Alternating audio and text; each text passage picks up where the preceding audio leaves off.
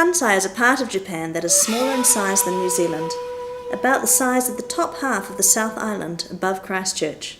The population has been around 24 million. In the future, with the ageing society, it may decrease. You can travel through Kansai's big cities, where most live in several hours by local train.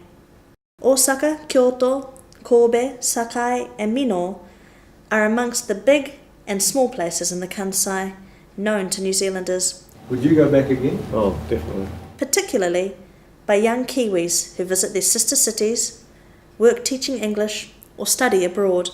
Many of the Japanese who visit New Zealand and the New Zealanders who visit Japan fly in through the Kansai International Airport, an artificial island open 24/7. It is pretty easy to get there and increasingly easy to find the information, services and relationships that make it practical to plan your own visit or to meet New Zealand-based Japanese connections. The thing I would say to young people is that when you make a friend with a Japanese person, if you make a good friendship, you have a friendship for life and you must honour that.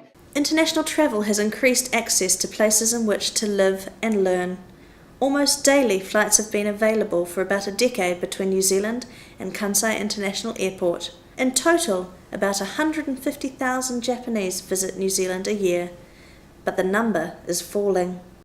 About 30,000 Kiwis visit Japan each year.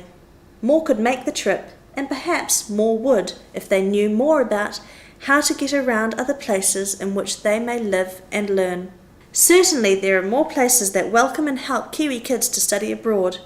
There are Kiwi places where Japanese are encouraged to study and visit.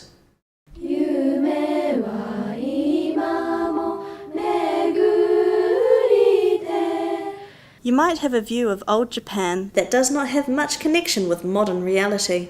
The global reality means the differences between Japanese and foreigners are diminishing, and if airplanes, mobile phones, the internet and travelling ideas and people have anything to do with the future, contacts by Kiwis and the Kansai will grow.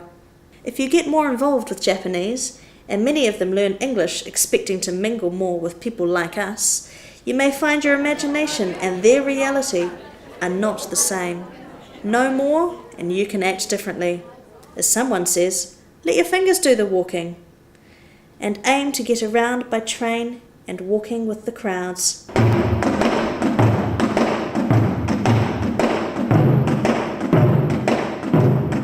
I see the Japanese culture is very respectful and very honourable. I found the culture very interesting and completely different to the New Zealand culture. We need to know their culture and language are inseparable. I just wanted to go to Japan and experience the different culture and be able to learn something as well as teach something. Japanese students are very shy, so our students are perhaps more outgoing, but I think they have a lot of fun together.